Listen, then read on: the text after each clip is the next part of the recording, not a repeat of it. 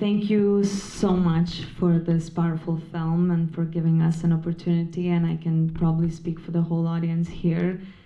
It was an honor to be able to spend time, Viktor, in your world, filled with so much strength and resilience. I want to start with a question for you, Viktor.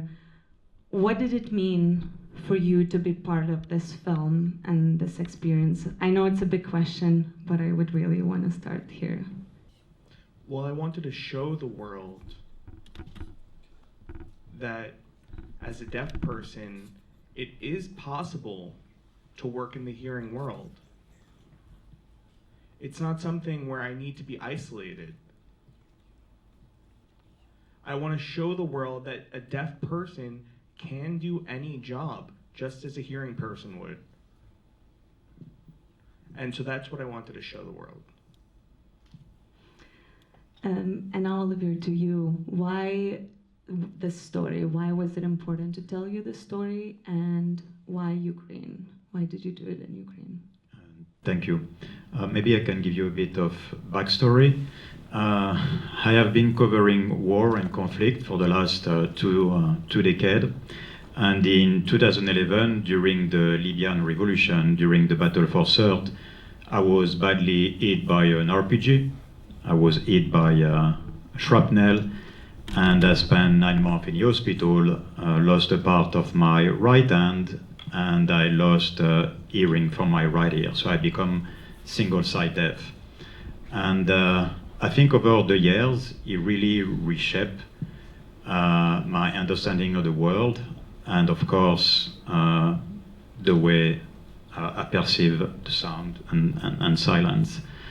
That's the reason that driving me to tell the story of a deaf man, Viktor, with the backdrop of the war. But as a filmmaker that lost part of his hearing on the battlefield, going back to war to film Viktor became a personal journey for me. And I think it really helped me to face my own struggles, and that's the reason. And can you tell us, what was the first in-person meeting with Viktor, and what was that moment when you realized this is the person I'm gonna follow through and the film will be about?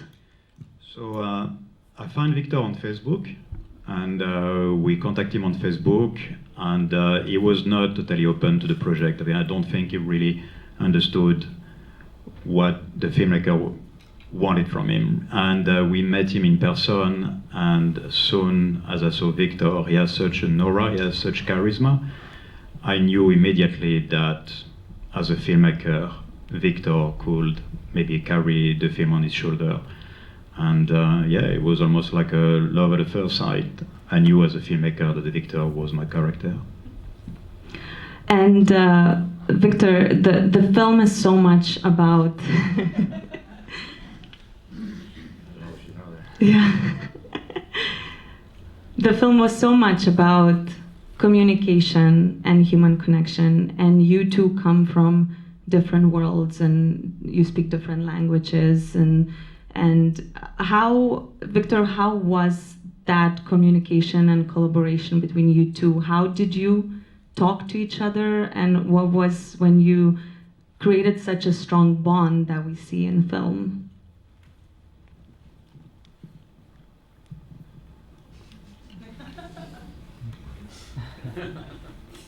That's all. That's all it took. Just Google Translate. I mean, it was really just the technology.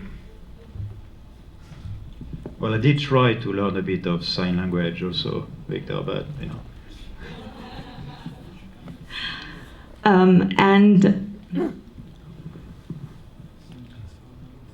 But I'd like to add something to that too.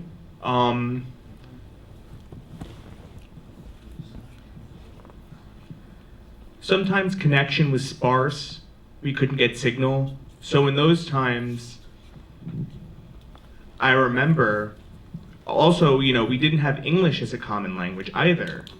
So I'll show you how or what we did. So Imagine I'm the interpreter is Viktor, and I'm Olivier. This is what we would do. And, it would work out, and we'd understand each other. We'd understand what we meant. A firm tap, a good thumbs up, that's all it would take. Yeah, we use a lot of body language. I've been working in many foreign countries, and sometimes, especially in war zone, I don't have a translator with me, and I just use body language. So I approach Viktor deafness the same way I will approach a foreign language. And the footage is gorgeous. The way you found the moments, the frame you filmed it, so many close-ups, so much action. I can imagine how many people watching in the midst of the film can feel like, wow, am I watching a fiction film here, or is it a real documentary? Could you give us a glimpse of behind the scenes? How many people were there? How did you achieve this? Well, thank you. I'll take it as a compliment for the narrative. But on the ground, it was myself. I was directing, filming, and the sound. And I was being supported by my Ukrainian film producer. That was my driver and also my tripod carrier. Make sure I was getting food, and he's also translating for me. But the crew was myself. When it comes to the visual grammar of the film, for a documentary, I never really think or plan beforehand. I need to go on the ground, understand the light, the space, but more importantly, I need to build the relationship with my character, with my contributor. We need to have that common understanding. And when we have a deeper connection, this is where organically I start to build the visual grammar of the film. Like, for example, for the black and white, Viktor believed that the black and white bring a greater sense of fairness and balance to the world. That's one of the reasons we used the black and white for the film. The film was actually shot in color. And I love, Viktor, when I was watching your story, at the beginning we see you very serious, and when full-scale invasion, the war comes to your door, and then when you pick up the camera, you smile, and then again you take us on a journey when you go to front line yourself. Can you tell us a bit more about the process, what was happening in your mind, and how your relationship with the war and your ambitions and dreams changed throughout the years that you were doing this project together?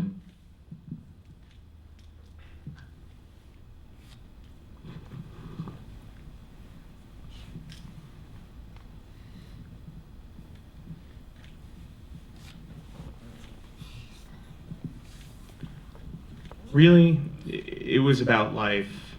I'm typically a happy person. I'm always laughing. That's my personality.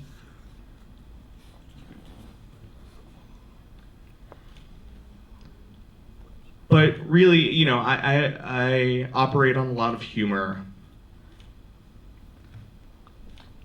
But because of the war, that took that aspect of myself away. And so because of that, my laughter and my humor, it was just lost.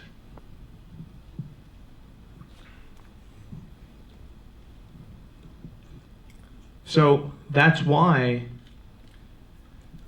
in the midst of war, once it started, what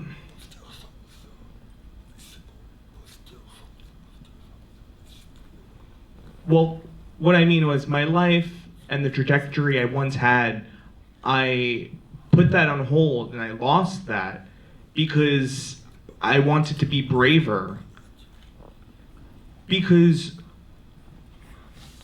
you can't really get war off your mind. You can't get being safe off your mind in the midst of war. And so I had to take some responsibility.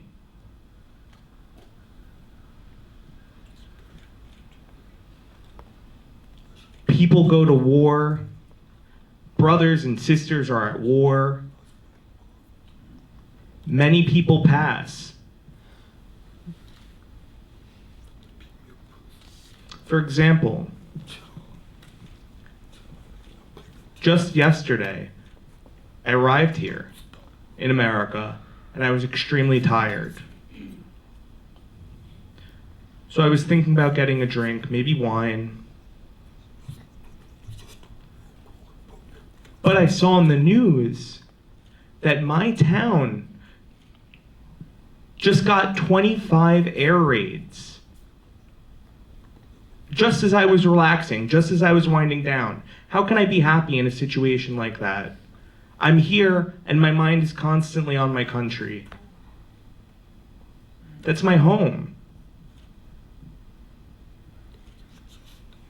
So that's why I'm here. Yes, of course, I'm a little bit, more at ease to be here, and I'm happy to be here with all of you. I don't want to obsess over the war,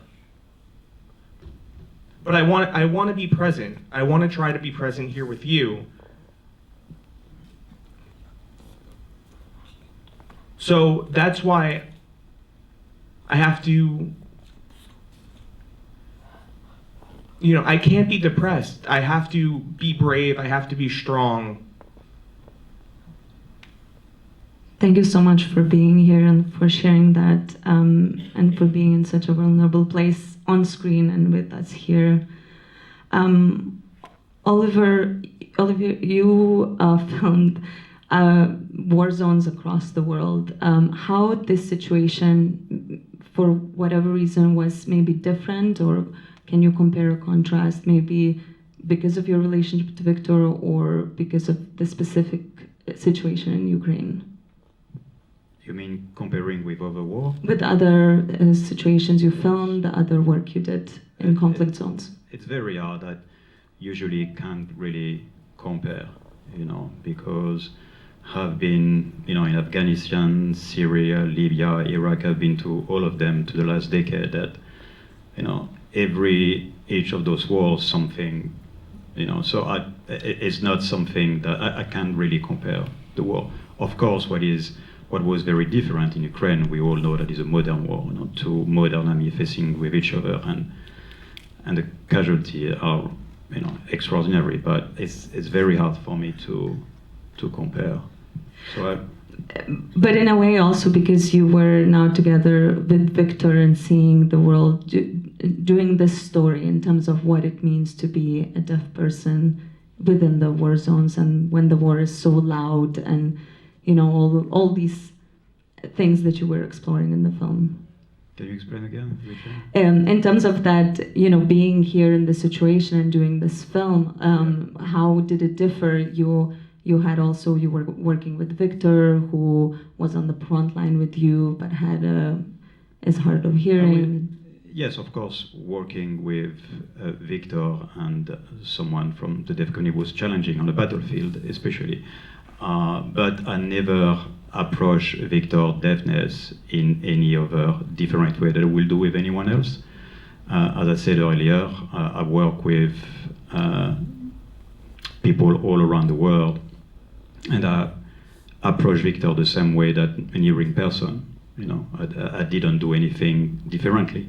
The challenge, obviously, was on the battlefield. It's a bit stressful, because I had to make sure that Viktor was safe, and usually when it comes to combat and war, I'd like to go for myself, but it's very hard for me to break somebody. But now again, I really try to